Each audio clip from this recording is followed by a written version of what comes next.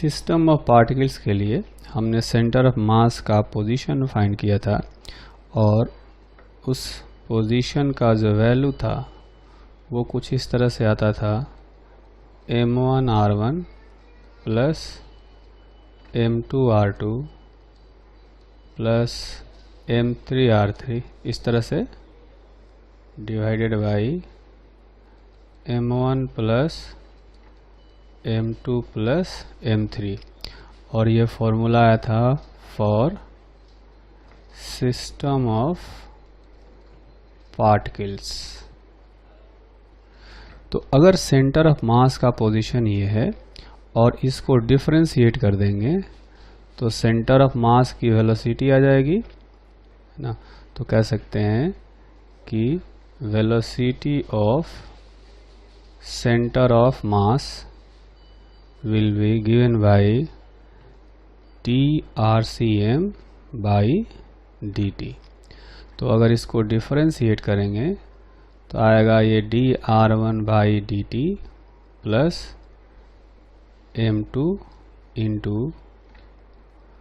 dr2 by dt plus m3 into dr3 by dt divided by total mass m1 plus m2 plus m3। अगर इसको लिखा जाए तो लिख सकते हैं कि जो VCM है यानी सेंटर ऑफ मास की जो वेलोसिटी है वो आएगी m1 v1, ये पार्टिकल 1 की वेलोसिटी हो जाएगी dr1 by dt plus m2 v2 plus m3 v3 divided by m1 plus m2 plus m3। तो इस तरह से सेंटर ऑफ मास की वेलोसिटी आ गई। अगर हमें सेंटर ऑफ मास का एक्सेलरेशन फाइंड करना है तो क्या करना पड़ेगा, सेंटर ऑफ मास की जो वेलोसिटी आई है उसको डिफरेंशिएट करना पड़ेगा, यानी कि ACM is equal to differentiation of VCM is equal to m1 into dv1 by dt plus m2 into dv2 by dt plus m3 into dv3 by dt divided by total mass m1 plus m2 plus m3। तो इसको थोड़ा simplified form में लिखेंगे तो centre of mass का acceleration आएगा m1a1 plus m2a2 plus m3a3 divided by m1 plus m2 plus m3। जितने भी पार्टिकल्स होंगे उन सब के लिए इस तरह से फॉर्मूला लिखा जा सकता है। तो ये हो गया सेंटर ऑफ मास का एक्सेलरेशन और सेंटर ऑफ मास की जो वेलोसिटी आई है वो ये हो गया। तो ये दोनों ही फॉर्मूले हमें याद रखने होंगे। एक तीसरा फॉर्मूला था RCM का जो कि हम लोग बहुत पहले ही डिराइव कर चुके हैं। तो ये तीन फॉर्मूले हैं सेंटर ऑफ मास से रिलेटेड, ये तीनों फॉर्मूले हम लोग याद रखेंगे। अब क्या करते हैं कि इस पर बेस्ड एक एग्जाम्पल करते हैं। इस एग्जाम्पल में आप देखेंगे कुल 3 पार्टिकल्स दिखाए गए हैं जिसमें से एक पार्टिकल है 1 kg का जो कि 5 मीटर पर सेकंड से ऊपर जा रहा है। तो अगर इसकी वेलोसिटी को लिखा जाए तो लिखेंगे 5 j कैप। एक पार्टिकल है जिसका मास है 2 kg, इसकी वेलोसिटी हॉरिजॉन्टल से 37 डिग्री पर है। तो अगर इसको मैं रिजोल्व करूं, है ना, ऐसा मान लेते हैं कि इधर x डायरेक्शन है, ऊपर y डायरेक्शन है। तो इसका कंपोनेंट रिजोल्व करेंगे तो इधर आएगा 10 cos 37 जो कि 8 आएगा और इधर आएगा 10 sin 37 जो कि 6 मीटर पर सेकेंड आएगा, है ना। तो जो पार्टिकल 2 है अगर उसकी वेलोसिटी लिखनी हो तो लिखेंगे 8 i cap plus 6 J cap. एक तीसरा पार्टिकल है जिसका कि मास 2 kg है।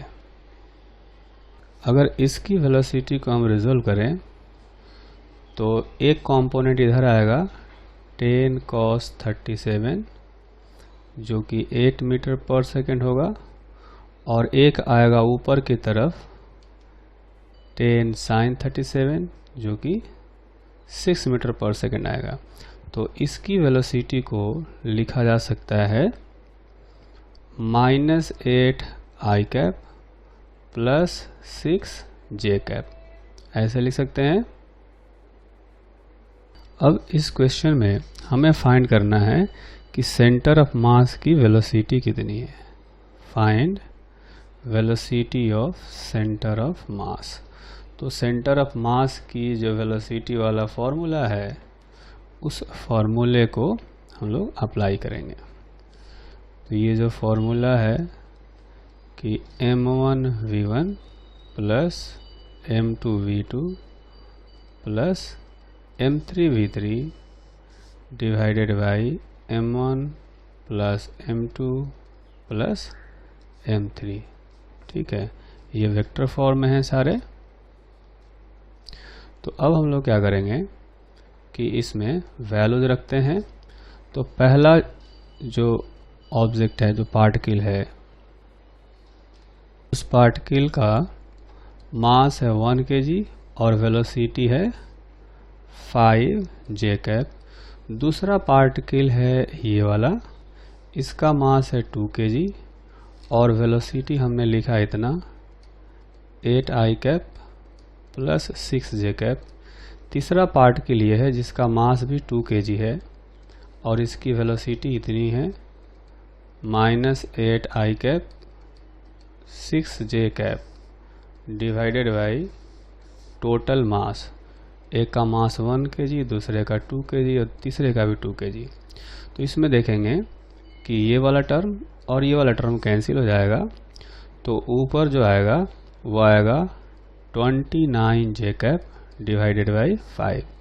तो सेंटर ऑफ मास की जो वेलोसिटी है वो वेक्टर फॉर्म में इतनी आ गई 29 j कैप डिवाइडेड बाई 5।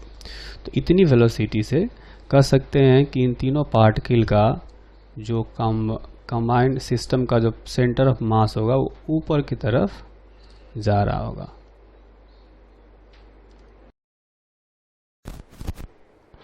जब भी कोई दो बॉल एक दूसरे से कोलाइड करते हैं, जैसा कि आप देखेंगे फिगर में, एक बॉल है जो कि राइटवर्ड डायरेक्शन में किसी वेलोसिटी v1 से जा रहा है, एक दूसरा बॉल है जो कि लेफ्टवर्ड डायरेक्शन में v2 वेलोसिटी से जा रहा है। जब ये दोनों टकराएंगे, दोनों का कोलिजन होगा, तो उस इंस्टेंट पर इनके बीच में जो फोर्स लगता है वो बहुत ही लार्ज अमाउंट का होता है। कोलिजन का जो ड्यूरेशन है वो बहुत ही स्मॉल होता है, लेकिन उसमें जो मोमेंटम में चेंज होता है वो बहुत लार्ज होता है। ठीक है, तो इस टाइप के फोर्सेस को कहा जाता है इम्पल्सिव फोर्स। जितने भी कोलिजन होते हैं, हर कोलिजन में जो लगने वाला फोर्स है जो स्मॉल ड्यूरेशन के लिए लगता है उसको हम लोग इम्पल्सिव फोर्स कहते हैं। एक और छोटा सा एग्जांपल ले लेते हैं। जैसे मान लेते हैं कि एक स्ट्रिंग से एक बॉल इस तरह से लटकाया गया है। ठीक है, ये स्टेशनरी है। एक दूसरा बॉल किसी वेलोसिटी v से आकर के इससे टकराता है। ठीक है, कोलाइड करता है। तो इन दोनों बॉल्स के बीच में जो नॉर्मल फोर्स होगा, जो कि बहुत ही शॉर्ट ड्यूरेशन के लिए लगेगा, उस फोर्स को इम्पल्सिव कहा जा सकता है। और साथ में ये जो स्ट्रिंग है, चूँकि जब इस पर इम्पल्सिव नॉर्मल लगेगा, उस इंस्टेंट पर ये जो स्ट्रिंग में टेंशन है वो भी अचानक बढ़ जाएगा। उस टेंशन की वैल्यू काफ़ी लार्ज हो जाएगी। तो जो टेंशन है वो भी वहाँ पर इम्पल्सिव नेचर का होगा। ठीक है, अच्छा एक और एग्जांपल ले लेते हैं। इस एग्जांपल में अब देखेंगे कि सपोज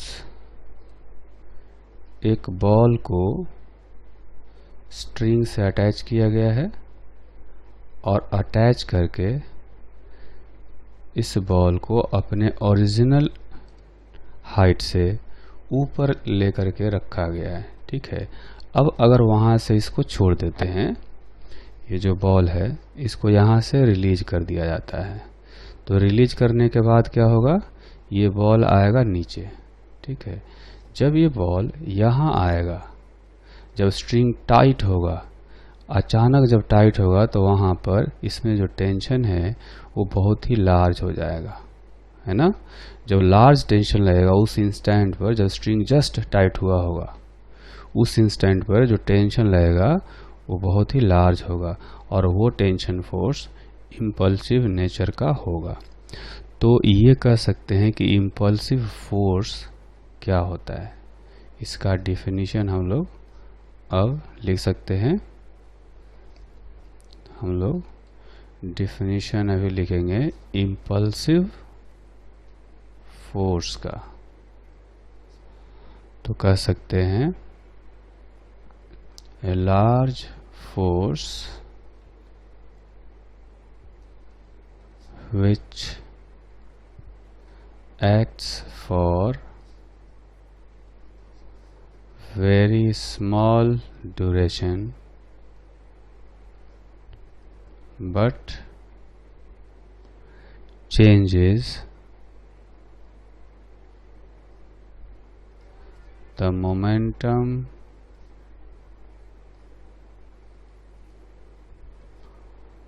by large amount। ठीक है, तो ऐसे फोर्सेस को हम लोग इम्पल्सिव फोर्स कहते हैं। ठीक है, अब देखेंगे कि जो ग्रेविटेशनल फोर्स है वो बहुत ही स्मॉल फोर्स होता है और इसलिए वो ग्रेविटेशनल फोर्स कभी इम्पल्सिव नेचर का नहीं होता। स्प्रिंग फोर्स है वो भी बहुत धीरे धीरे लगता है, तो वो भी इम्पल्सिव फोर्स नहीं होता। फ्रिक्शन फोर्स कभी इम्पल्सिव हो सकता है, कभी नहीं भी हो सकता है। तो ये कह सकते हैं gravitational force and spring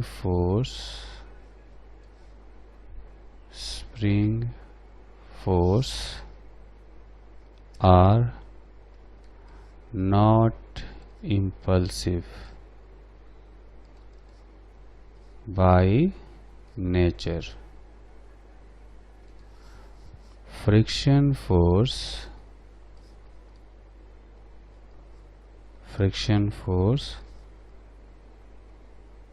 may be impulsive। Friction force जो है इम्पल्सिव हो भी सकता है और नहीं भी हो सकता है। ठीक है, जैसे मान लेते हैं कि एक रफ सरफेस है, रफ सरफेस पर हमने क्या किया कि एक ब्लॉक रखा है। तो अब ये जो ब्लॉक है ये किसी वेलोसिटी v से चल रहा है, तो यहाँ जो फ्रिक्शन लग रहा होगा ये इम्पल्सिव नहीं होगा, है ना, ये इम्पल्सिव नहीं होगा क्योंकि ये बहुत लार्ज अमाउंट में नहीं लग रहा होगा। ठीक है, लेकिन अगर ऐसा कहा जाए कि एक रफ सरफेस है और ऊपर से कोई बॉल आता है जो कि इसे v वेलोसिटी से टकराता है। ठीक है, जब टकराएगा तो यहाँ पर नॉर्मल फोर्स इम्पल्सिव होगा, जो नॉर्मल फोर्स है वो इम्पल्सिव होगा। तो यहाँ पर ये ऐसा मान लेते हैं कि रोटेट करते हुए आ रहा है। ठीक है, तो यहाँ पर फ्रिक्शन फोर्स लगेगा और जो फ्रिक्शन फोर्स होता है वो म्यू एन होता है। ठीक है, काइनेटिक फ्रिक्शन की बात करें तो चूंकि एन इम्पल्सिव है, n बहुत लार्ज है तो इस हिसाब से फ्रिक्शन फोर्स भी लार्ज हो जाएगा। तो ये जो फ्रिक्शन होगा ये इम्पल्सिव नेचर का होगा। ठीक है, तो इम्पल्सिव का मतलब कि शॉर्ट ड्यूरेशन के लिए लगता है और लार्ज फोर्स लगता है।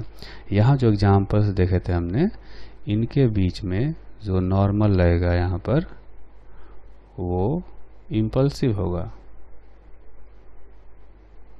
ठीक है, यहाँ भी नॉर्मल लगेगा वो भी इम्पल्सिव होगा। ये जो टेंशन है वो भी इम्पल्सिव होगा। इम्पल्सिव कब होगा? कोलिजन के ड्यूरेशन में। यहाँ पर जो टेंशन होगा ये इम्पल्सिव नेचर का होगा। वो भी कब?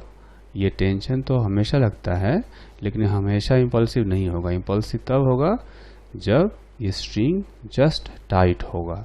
उस ड्यूरेशन में जस्ट टाइट होने से पहले का छोड़ दें, जस्ट टाइट होने के बाद का छोड़ दें। जिस इंस्टेंट पर ये टाइट हो रहा होगा उस इंस्टेंट पर ये टेंशन फोर्स इम्पल्सिव नेचर का होता है। ठीक है, और हम लोग न्यूटन का सेकंड लॉ पढ़े थे, उसमें हमने पढ़ा था कि जो एक्सटर्नल फोर्स है वो rate of change of momentum के इक्वल होता है by Newton's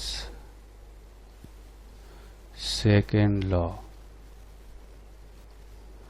F external is equal to rate of change of momentum, ऐसा होता है। तो अगर इस इक्वेशन को हम लोग ऐसे लिखें, F external into dt is equal to dp। ठीक है, ऐसे लिख सकते हैं। अगर इनको इंटीग्रेट कर दें तो देखेंगे कि ये वाला जो टर्म है ये बताएगा change in momentum, change in momentum. ठीक है, और इसमें से जो लेफ्ट हैंड साइड में जो टर्म है इसको कहा जाता है इम्पल्स। कि कोई इम्पल्सिव फोर्स है वो जितने ड्यूरेशन तक लगा होगा, है ना, जितने ड्यूरेशन तक लगा होगा उस ड्यूरेशन dt से उस फोर्स को मल्टीप्लाई कर दिया जाए। स्मॉल ड्यूरेशन होता है dt, उस ड्यूरेशन में जो फोर्स लगा होगा इम्पल्सिव फोर्स, तो फोर्स को मल्टीप्लाई कर देंगे तो जो भी टर्म आएगा उसको इम्पल्स कहा जाता है। ठीक है, और ये जो अभी हमने इक्वेशन लिखा है इस इक्वेशन को इम्पल्स मोमेंटम इक्वेशन कहा जाता है। इसको इक्वेशन को फिर से लिखते हैं, F external into dt is equal to integration of dp is equal to change in momentum. तो ये जो इक्वेशन है इसको कहा जाता है इम्पल्स मोमेंटम इक्वेशन। ठीक है, ये इक्वेशन हो गया इम्पल्स मोमेंटम इक्वेशन। तो अब हम लोग ऐसा करें कि फोर्स और टाइम का ग्राफ प्लॉट करते हैं, है ना। ऐसा मान लेते हैं कि किसी ऑब्जेक्ट पर जो फोर्स है वो वेरिएबल है। फोर्स रख देते हैं ऊपर और एक्स एक्सिस पर रख देते हैं टाइम। ठीक है, तो ये जो ग्राफ आएगा फोर्स और टाइम का, तो इस ग्राफ का अगर हम लोग एरिया निकालें, एरिया अंडर कर्व, देखेंगे कि एरिया निकालना हो तो हम लोग इंटीग्रेशन करते हैं, तो एफ एक्सटर्नल dt का इंटीग्रेशन आएगा, है ना। तो यहाँ से देख सकते हैं कि ये इम्पल्स बताएगा, है ना, यही वाला टर्म यहाँ पर आ गया। तो एरिया अंडर कर्व का मतलब इम्पल्स या चेंज इन मोमेंटम बताता है। ठीक है, तो ये कह सकते हैं कि area under FT graph, F versus T graph gives impulse और चेंज इन मोमेंटम। इम्पल्स और भी लिख सकते हैं और एंड भी लिख सकते हैं, and change in momentum of the body. ठीक है, उसी तरह से हमने तो फोर्स और टाइम का ग्राफ प्लॉट किया। अगर हम लोग ऐसा करें, मोमेंटम और टाइम का ग्राफ प्लॉट करते हैं, है ना। यहाँ पर y एक्सिस पर लीनियर मोमेंटम रखते हैं और x एक्सिस पर टाइम रखते हैं। तो ये जो ग्राफ है, मान लेते हैं कि ये ग्राफ कुछ ऐसा आया। ठीक है, तो इस ग्राफ का अगर स्लोप निकालना हो, slope of momentum versus time curve, तो स्लोप हम लोग निकालते हैं इस तरह से, डिफरेंशिएशन से dp/dt।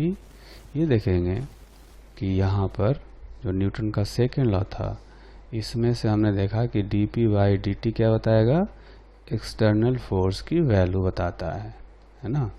तो स्लोप से एक्सटर्नल फोर्स की वैल्यू निकल जाएगा। तो कह सकते हैं slope of momentum versus time graph gives external applied force on the body. ठीक है,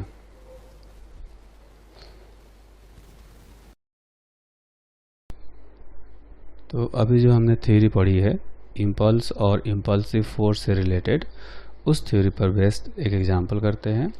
इस एग्जांपल में आप देखेंगे कि फोर्स वर्सेस टाइम ग्राफ दिया गया है। फोर्स दिया गया है न्यूटन में और टाइम दिया गया है मिली सेकेंड में। ठीक है, तो क्वेश्चन ये है, this force is applied on an object of mass 2 kg which is moving with velocity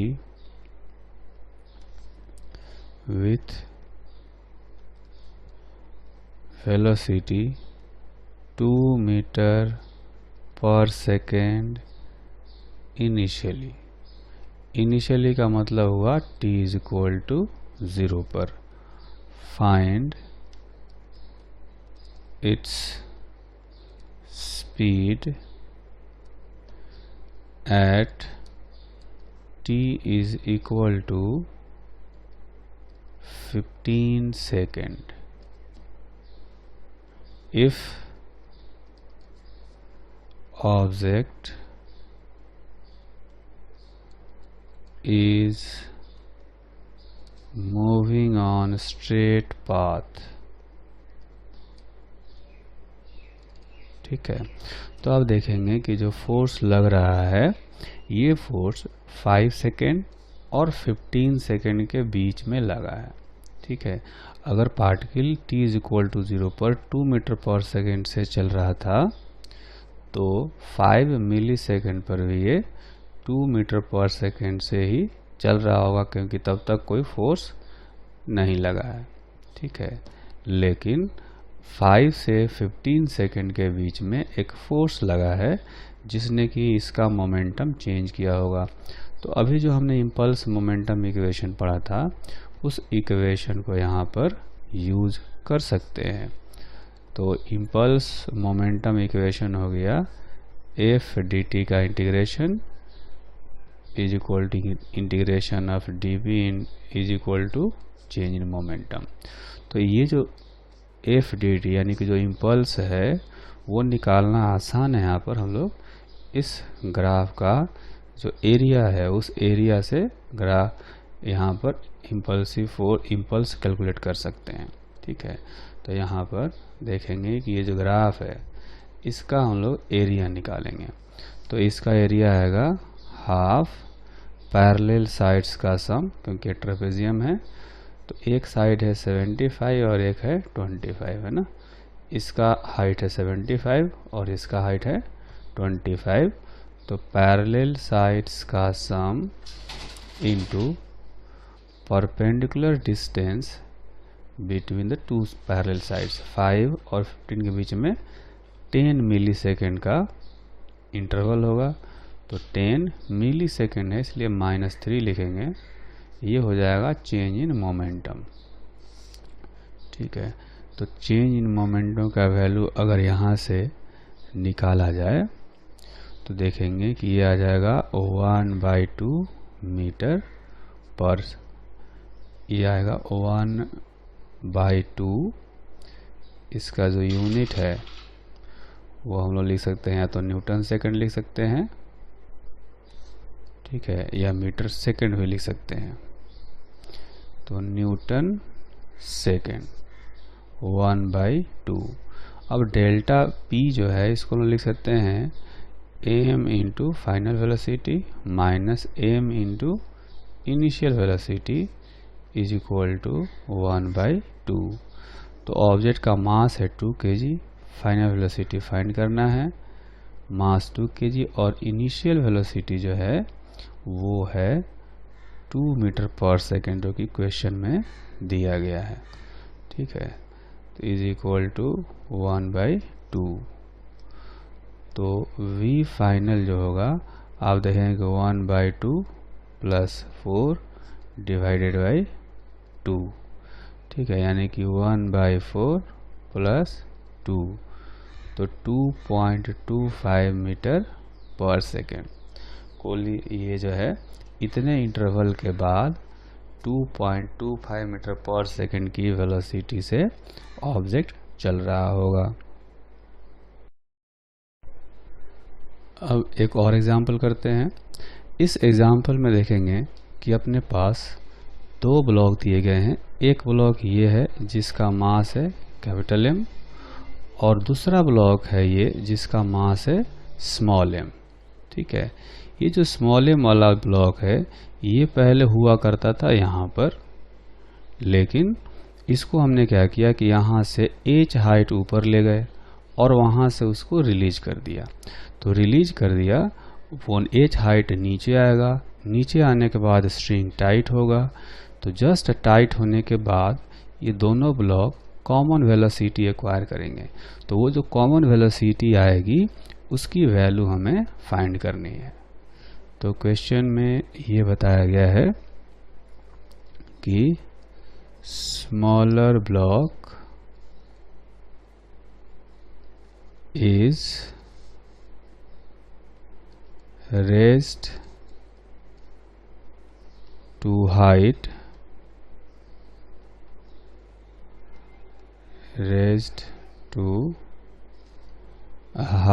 h and released. Find common velocity or common speed acquired by 2 blocks just after string becomes taut। ठीक है, तो इसके लिए हम लोग क्या करेंगे कि एक और फिगर बनाते हैं। इस फिगर में हम लोग दिखाएंगे कि स्ट्रिंग के टाइट होने के बाद सिचुएशन कैसा होगा, कौन सा ब्लॉक किस वेलोसिटी से चल रहा होगा। ठीक है, तो इसमें देखेंगे कि जब स्ट्रिंग टाइट होगा तो बड़ा वाला ब्लॉक और जो छोटा वाला ब्लॉक है दोनों का स्पीड इक्वल होगा। ये हो गया स्मॉल एम मास का, ये हो गया कैपिटल एम मास का। ये नीचे जा रहा होगा किसी वेलोसिटी v से और ये ऊपर जा रहा होगा उतनी ही वेलोसिटी v से। ठीक है, ये हो गया आफ्टर स्ट्रिंग becomes taut।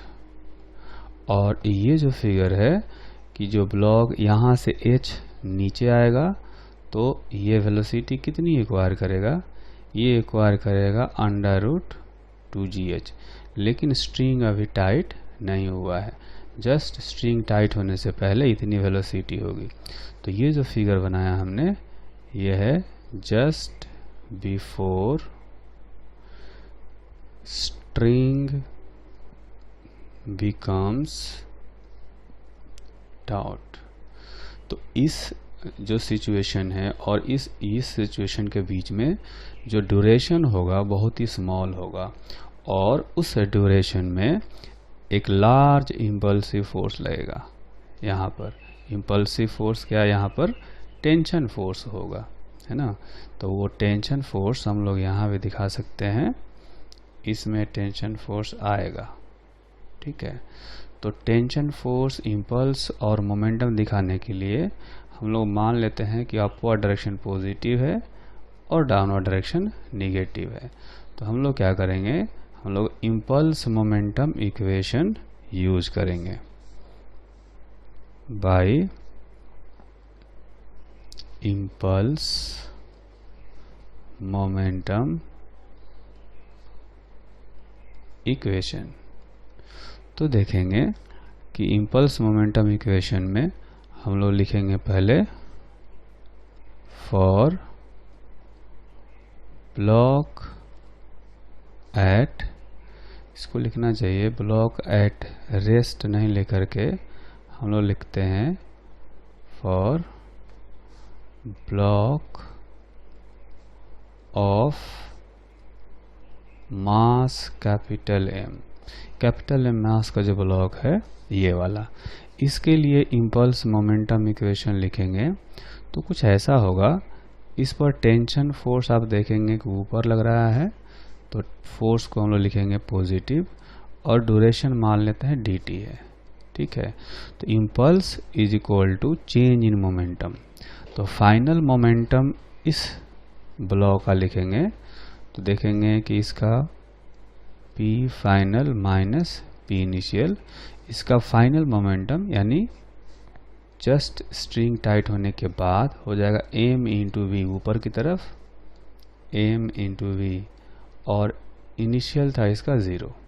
ठीक है, तो एक इक्वेशन ये हो गया और फिर हम लोग लिखेंगे जो स्मॉलर ब्लॉक है उसके लिए for block of mass small m। इसके लिए फिर से हम देखेंगे इस छोटे वाले ब्लॉक पर भी जो टेंशन फोर्स है वो ऊपर ही लग रहा है, यहाँ भी देखेंगे ऊपर लग रहा है तो T को यहाँ भी पॉजिटिव लिया जाएगा। ठीक है, final momentum minus initial momentum. तो फाइनल इसका देखेंगे तो फाइनली ये भी नीचे की तरफ जा रहा है तो वेलोसिटी इसकी निगेटिव में लेंगे जैसा कि हमने साइन कन्वेंशन लिया है। तो फाइनल वेलोसिटी लेंगे minus small m into V, ये इसका फाइनल मोमेंटम हो गया। और इनिशियल मोमेंटम अगर लिखना हो तो अब देखेंगे कि इनिशियली यानी जस्ट स्ट्रिंग टाइट होने से पहले इसका मास ये था और वेलोसिटी ये थी √2gh, क्योंकि h हाइट से नीचे आया था तो वेलोसिटी √2gh हो जाएगी बाई एनर्जी कंजर्वेशन। तो यहाँ पर मोमेंटम लिखेंगे m इंटू √2gh, वो भी चूँकि नीचे है इसलिए निगेटिव में लिखेंगे तो माइनस m √2gh। ठीक है, तो ये हो जाएगा m √2gh माइनस mv। ये आ गया सेकेंड इक्वेशन। अब इन दोनों इक्वेशन को सोल्व कर सकते हैं। दोनों में देखेंगे कि इम्पल्स इक्वल है। ठीक है, तो कर सकते हैं from equation 1 and equation 2 mv इसका right hand side is equal to इसका राइट हैंड साइड आएगा m √2gh minus small m into v। तो यहाँ से हम लोग v का वैल्यू निकाल सकते हैं m √2gh by m plus small m। ठीक है, तो इस एक्सप्रेशन को, इस आंसर को एक बार फिर से हम लोग लिखेंगे यहाँ पर। तो ये जो v की वैल्यू आई वो है m √2gh divided by capital M plus small m। तो ये आया है फाइनल वेलोसिटी। ठीक है, अच्छा दूसरा चीज़ ये कर सकते हैं कि चूँकि ग्रेविटेशनल फोर्स जो है वो बहुत ही स्मॉल फोर्स होता है, जितने ड्यूरेशन में स्ट्रिंग टाइट होता है इम्पल्सिव फोर्स लगता है, उस ड्यूरेशन में देखेंगे तो ग्रेविटेशनल फोर्स मोमेंटम चेंज नहीं करता। ठीक है, नेक्स्ट एग्जाम्पल करते हैं। इस एग्जाम्पल में हमें कुल मिलाकर के 3 ऑब्जेक्ट्स दिए गए हैं। एक ब्लॉक है जिसका कि मास है स्मॉल m, एक पैन है, इस पैन का मास भी स्मॉल m है, और ये जो पैन है, पैन के अंदर जो है वैक्यूम है, उसके अंदर एक बॉल है, इसका मास भी स्मॉल m है। ये बॉल किसी वेलोसिटी u से जाकर के पैन से टकराता है और टकराने के बाद स्टिक कर जाता है ना। क्वेश्चन ये है कि a ball collides with pan and sticks to it. Find common speed acquired by all 3 objects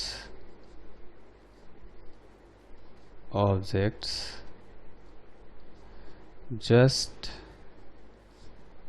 after collision। ठीक है, तो इसमें भी हम लोग 2 फिगर बनाएंगे। एक फिगर हो गया जस्ट कोलिजन से पहले का, और जो दूसरा फिगर होगा वो होगा जस्ट कोलिजन के बाद का। ठीक है, तो इसमें देखेंगे कि ब्लॉक को हमने बनाया, इसके बाद हम लोग इस पैन को दिखाएंगे, ये पैन और साथ में छोटा सा पार्टिकल। तो फाइनली क्या होगा कि ये दोनों किसी वेलोसिटी v से नीचे जा रहे होंगे, और ये जो ब्लॉक है ये उतनी ही वेलोसिटी से, उतनी स्पीड से ऊपर जा रहा होगा। ठीक है, तो ये जो फिगर हो गया, ये हो गया जस्ट बिफोर कोलिजन, और ये हो गया जस्ट आफ्टर कोलिजन। कोलिजन से पहले इनकी वेलोसिटी जो है वो इक्वल नहीं होगी, लेकिन कोलिजन के बाद इनका जो स्पीड है वो इक्वल हो जाएगा। ठीक है, अब हम लोग ऐसा करेंगे कि इसमें भी इम्पल्स मोमेंटम इक्वेशन लगाएंगे। अब देखेंगे कि इम्पल्स कहाँ कहाँ लगेगा। तो एक तो इम्पल्स लगेगा यहाँ पर जो टेंशन फोर्स है, यहाँ पर जो टेंशन फोर्स है, ठीक है। अच्छा, एक लगेगा इनके बीच में नॉर्मल, इस पैन पर नॉर्मल लगेगा नीचे और इस बॉल पर नॉर्मल लगेगा ऊपर, ठीक है। तो हम लोग तीनों पार्टिकल के लिए इम्पल्स मोमेंटम इक्वेशन अप्लाई करेंगे, ठीक है। तो by impulse momentum equation for block के लिए अप्लाई करेंगे। तो इसमें भी हम लोग अपवर्ड डायरेक्शन को पॉजिटिव लेते हैं और डाउनवर्ड डायरेक्शन को निगेटिव लेते हैं, ऊपर पॉजिटिव नीचे निगेटिव। तो अगर देखें तो इस ब्लॉक पर एक ही इम्पल्सिव फोर्स लग रहा है और वो है टेंशन। तो लिखेंगे T, मान लेते हैं dt इंटरवल तक के लिए लगा है, तो इस तरह से इम्पल्स निकालेंगे is equal to final momentum minus initial. तो देखेंगे कि इसकी जो फाइनल मोमेंटम है, क्योंकि फाइनली ये ऊपर जा रहा है, तो फाइनल मोमेंटम लिखेंगे mv और इनिशियल था इसका 0। ये हो गया। अब हम लोग क्या करेंगे, फॉर पैन के लिए अगर लिखेंगे तो पैन में देखेंगे कि एक टेंशन फोर्स लग रहा है ऊपर और नॉर्मल फोर्स लग रहा है नीचे, है ना। तो इस तरह से लिख सकते हैं T minus n into dt। T positive लिया क्योंकि ऊपर लग रहा है, n नीचे लिया क्योंकि नीचे लग रहा है, ठीक है। और dt क्या है, जितने देर में जो कोलिजन हुआ होगा वो वाला इंटरवल है, तो उतने ही देर तक ये जो फोर्सेज हैं मोमेंटम चेंज करेंगे। तो इसको लिखेंगे P final minus P initial. इस पैन का फाइनल मोमेंटम है निगेटिव डायरेक्शन में, नीचे की तरफ है, तो लिखेंगे माइनस mv और इनिशियल था इसका 0। ये सेकेंड इक्वेशन आ गया। फिर लिखेंगे फॉर बॉल के लिए लिखेंगे तो बॉल पर देखेंगे कि सिर्फ एक नॉर्मल फोर्स लग रहा है और वो भी ऊपर की तरफ। इसमें mg का इफेक्ट हम लोग नेगलेक्ट कर रहे हैं क्योंकि mg वीक फोर्स होता है, इम्पल्सिव फोर्स नहीं होता, और जितने ड्यूरेशन में कोलिजन हो रहा है उतने ड्यूरेशन में मोमेंटम चेंज नहीं कर पाएगा, तो उसका मोमेंटम चेंज हम लोग नेगलेक्ट कर रहे हैं। तो इस पर नॉर्मल लगेगा बॉल पर ऊपर इंटू dt, ये होना चाहिए इसका फाइनल मोमेंटम माइनस इनिशियल। तो फाइनली चूंकि ये स्टिक कर जाता है तो ये बॉल भी देखेंगे कि v वेलोसिटी से नीचे जा रहा होगा, तो लिखेंगे इसका माइनस mv और इनिशियली ये नीचे ही जा रहा था u स्पीड से, मतलब कि कोलिजन से पहले ये नीचे जा रहा था लेकिन u स्पीड से जा रहा था, तो इसका मोमेंटम था नेगेटिव डायरेक्शन में m इंटू u, तो ये नेगेटिव डायरेक्शन में माइनस mu लिख दिया हमने, ठीक है। तो ये आ गया m into u minus m into v, ये आ गया थर्ड इक्वेशन। अब हम ऐसा करें कि ये फर्स्ट, सेकेंड और थर्ड तीनों इक्वेशन को अगर ऐड करें, है ना, तो आप देखेंगे कि ये हो जाएगा। ऐसा करते हैं कि हम लोग सेकेंड और थर्ड को ऐड कर देते हैं, है ना। तो इक्वेशन 2 प्लस इक्वेशन 3, अगर इनको ऐड करेंगे तो ये n dt और ये n dt कैंसिल हो जाएगा, रह जाएगा सिर्फ t dt, और यहाँ पर आएगा माइनस mv, तो माइनस 2mv प्लस mu, ठीक है। अब यहाँ से t dt का जो वैल्यू देखेंगे पहले इक्वेशन में t dt का वैल्यू है mv, तो यहाँ पर रख सकते हैं, ठीक है। इसमें पहला इक्वेशन यूज करेंगे तो इसको रखेंगे m into V minus 2mv plus mu, ठीक है। अब इस माइनस 2mv को ले आते हैं लेफ्ट साइड में, तो ये इक्वेशन कुछ ऐसा हो जाएगा 3mv is equal to mu, यानी v is equal to u by 3। तो इतनी वेलोसिटी से जो है, या कहें कि इतने स्पीड से ये तीनों के तीनों ऑब्जेक्ट ट्रैवल करेंगे फाइनली, है ना। तो इस तरह से हमने दो क्वेश्चन किए इम्पल्स मोमेंटम इक्वेशन को अप्लाई करके। एक तो ये इक्वेशन, और इससे पहले एक इक्वेशन हमने किया, ये इक्वेशन था ये वाला, है ना। इस इक्वेशन को भी हमने इम्पल्स मोमेंटम इक्वेशन से किया है। अब हम लोग क्या करेंगे, एक नया कॉन्सेप्ट सीखेंगे जिसको कहा जाता है law of conservation of momentum. उस कंजर्वेशन ऑफ मोमेंटम का कॉन्सेप्ट अप्लाई करके भी ये दोनों क्वेश्चन कर सकते हैं और बहुत आसानी से कर सकते हैं। तो उसको हम लोग सीखेंगे अभी